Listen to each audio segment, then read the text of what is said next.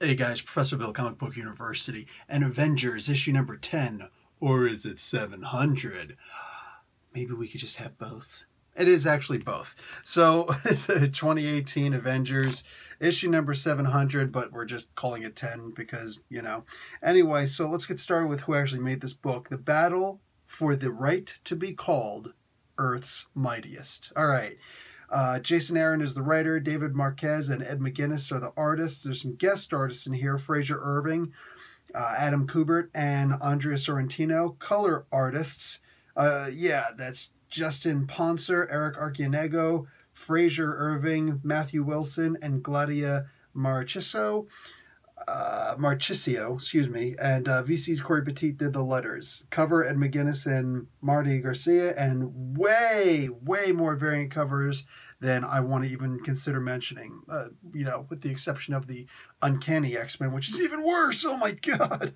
So also, of course, Avengers were created by Stan Lee and Jack Kirby, who preside over us in heaven above. So we got all the, you can see by all the previews, man, they're reestablishing the Winter Guard, and it's beautiful.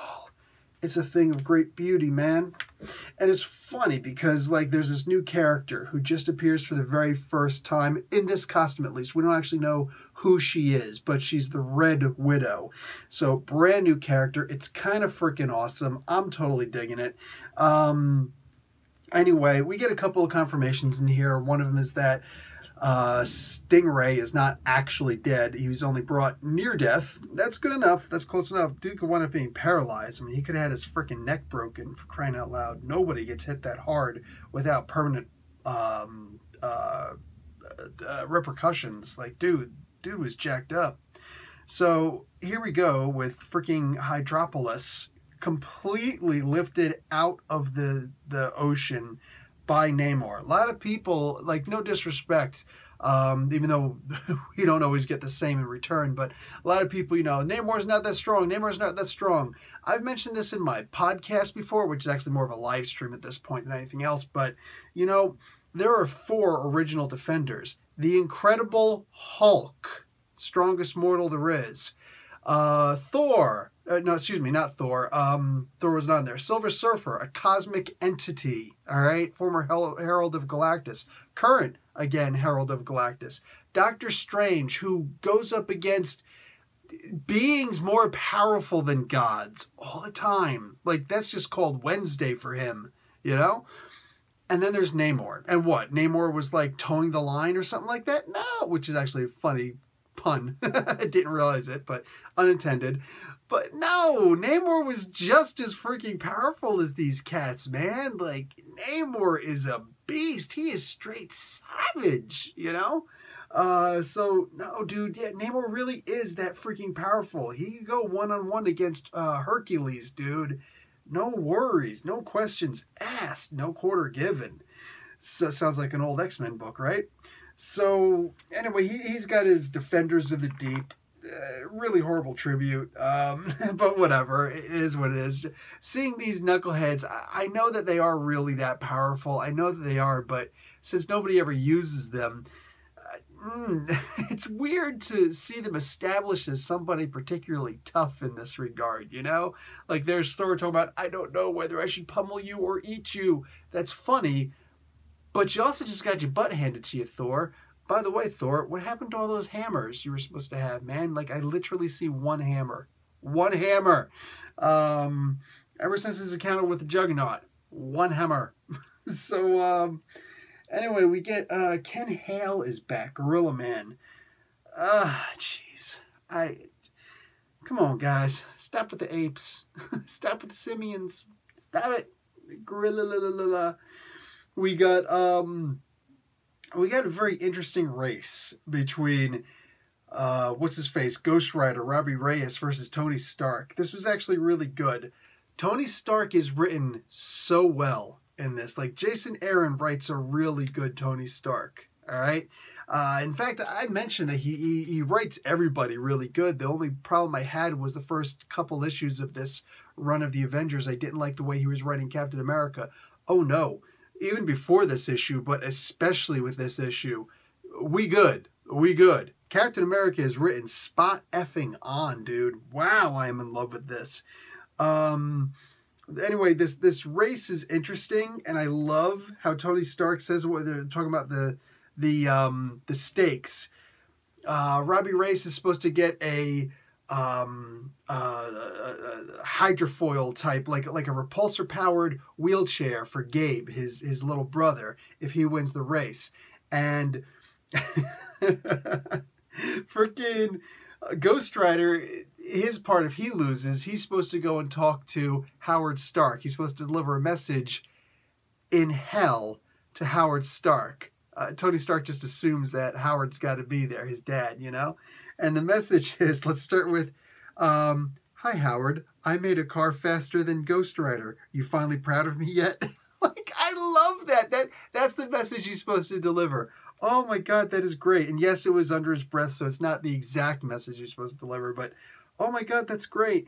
If you're wondering who won that race, I will suggest that Gabe loves the repulsor-powered wheelchair. I'm just saying. And also, by the end of this, dude, anybody who's having a problem with the way that Ghost Rider was being written in here, I get it. I do.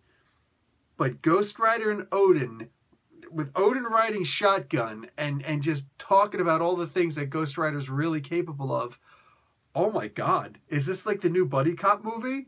Because I would watch the hell out of that movie.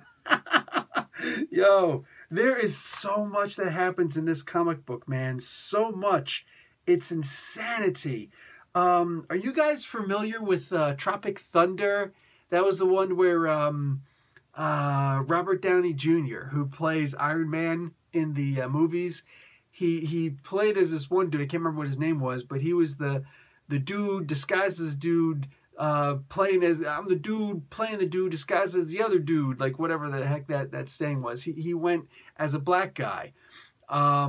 Yes, Robert Downey Jr. actually played a black man, sort of, in a movie called Tropic Thunder, and it was freaking hysterical. It was unbelievably hysterical.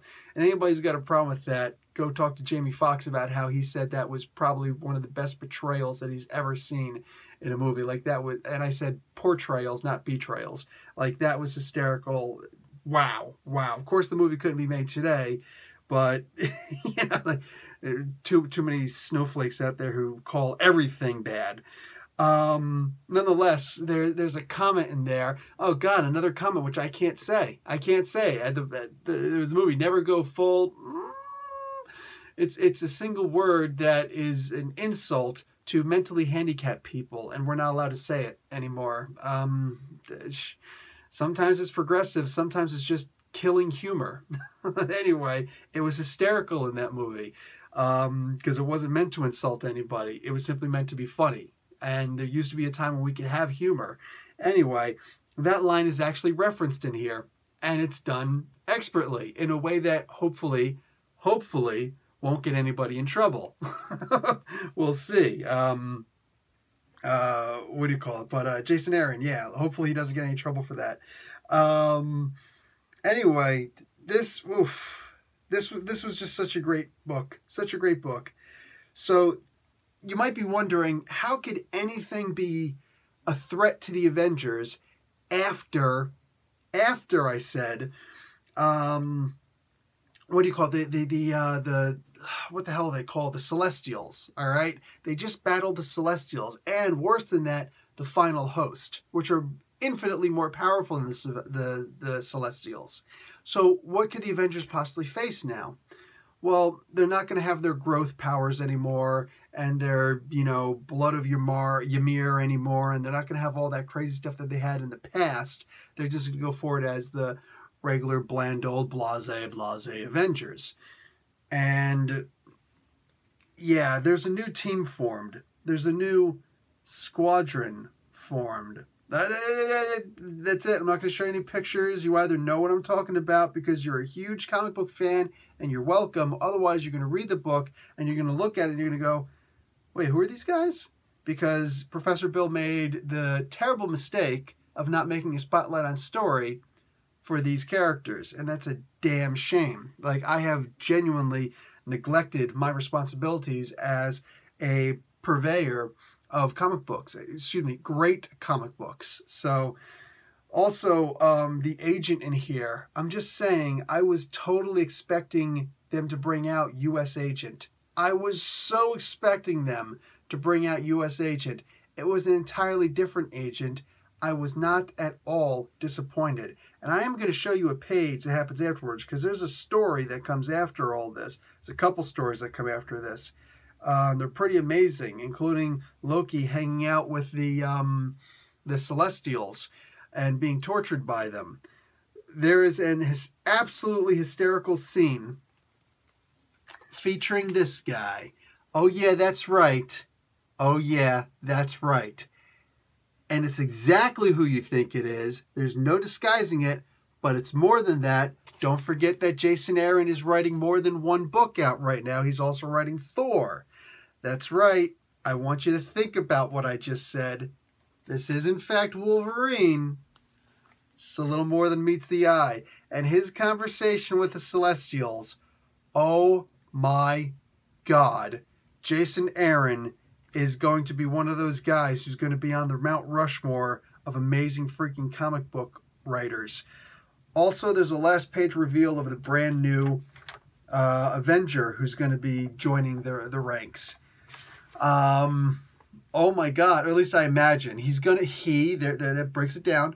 He has been offered a chance to actually be, and not work with, be an Avenger. And he says, give me my swords. Now, it's up to you to figure out who that is when you buy the comic book. But in the next issue, issue number 11, 701, yeah, these two are going to go on a date. Oh, and I can't wait to see that. I can't wait to see that. Like, that is just going to be freaking amazing. I can't wait. I know there's a lot of people like, I don't like the way that She-Hulk is drawn. Just, okay, stifle. Seriously, please stifle. Okay, enough with that. She still looks like a woman. She's just ridiculously strong. She's stronger than she's ever been before. And she's drawn really strong. Maybe nobody's ever been to the gym. Maybe these are people who've never been to a gym before. And I'm not talking about a freaking LA Fitness or whatever, those little thing. No disrespect to those gyms, because, you know, they serve their purpose. But I'm talking about an actual Iron Man gym where there are also Iron Women. This is a beautiful representation of my She-Hulk. She's gorgeous. Gorgeous. Let me say it again for effect. She's gorgeous. And maybe some of you guys are complaining a little bit. I can understand a little, you know, oh, I'm a little bit, you know, disquieted about this, whatever. Everybody's entitled to their opinion, brother. Every single one of you is entitled to your opinion. But when it turns into whining and, doesn't look like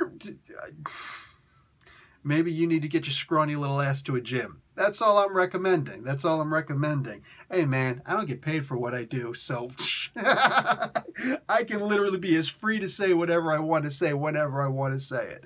That's the beauty of not having anybody who like, oh, well, that's it. I'm going to unsubscribe to your Patreon. I don't have a Patreon. Anyway, I said what I said. Seriously. Some of y'all need to chill out with, like, it's a little bit too much displeasure with the way that She-Hulk looks. I think she looks gorgeous. I'd ask her out for a date. I'm just saying, I'd ask her out for a date in front of my wife. What's my wife going to do if She-Hulk says yes? What's she going to do? What? Nothing. Nothing. She would whoop my ass. Not the point. Anyway, guys, I'm out. Professor Bill, Comic Book University. This was... Also, you know what? I wanted to say it. I'm going to say it. I forgot to say it. I'm going to say it now. Fortunately, I didn't click the red button. Check this out. Jason Aaron writes an amazing Avengers story. This issue, however, more than any other issue of the Avengers that I've seen, no disrespect to anyone, dudes. No disrespect to anybody.